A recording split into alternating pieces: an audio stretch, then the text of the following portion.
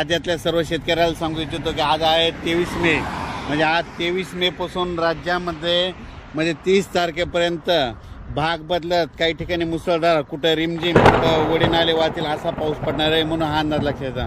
पण शेतकऱ्यासाठी सगळ्यात आनंदाची बातमी म्हणजे खूप शेतकऱ्याचे फोन येत होते पाऊस कधी उघडत आहे, कारण की शेतकऱ्याचे रानं दुरुस्त करायचे राहिले.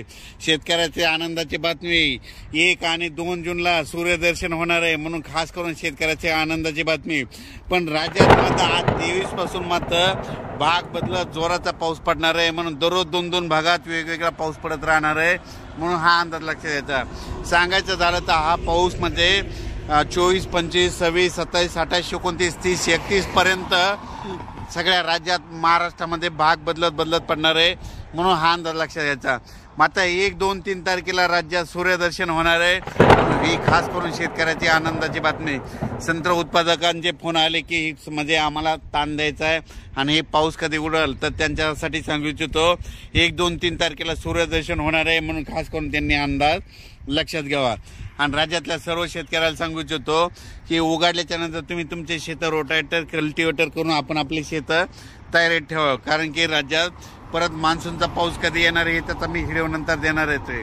पण राज्यात मात्र 30 तारखेपर्यंत काही ठिकाणी मुसळधार पाऊस पडणार आहे म्हणून हा अंदाज लक्षात घ्यायचा. आणि त्या मुसळधार पाऊस जिथं पडणार आहे तुम्हाला एक सांगू इच्छितो की तो पाऊस सगळ्यात मुसळधार पडणार आहे मुंबईकडे पडणार आहे. म्हणजे मुंबईच्या सर्व जनतेने सतर्क राहण्याचे लक्षात घ्यायचं. त्याच्यानंतर साताऱ्याकडे जास्त मुसळधार पाऊस पडणार आहे, सांगलीकडे पडणार आहे, कराडकडे पडणार आहे, पुण्याकडे मुसळधार पडणार आहे, रायगडकडे मुसळधार पडणार आहे, पुन्हा त्याच्यामध्ये नगर जिल्हा संगमनेर भागाकडे देखील मुसळधार पडणार आहे. कोकणात सगळ्यात जास्त अतिवृष्टी होणार आहे. त्याच्यानंतर कोल्हापूरकडे मुसळधार पडणार आहे. सातारा त्या कोकणपट्टीमध्ये अति मुसळधार पाऊस पडणार आहे म्हणून हा अंदाज लक्षात. त्याच्यानंतर परत हा पाऊस म्हणजे भाग बदलत पुन्हा महाराष्ट्र, मराठवाड्याकडं, विदर्भाकडं असा दररोज वेगवेगळ्या भागाकडे जाणार आहे. पण सगळीकडे 2-2 दिवस मात्र हजेरी लावणार आहे म्हणून हा अंदाज लक्षात घ्यायचा.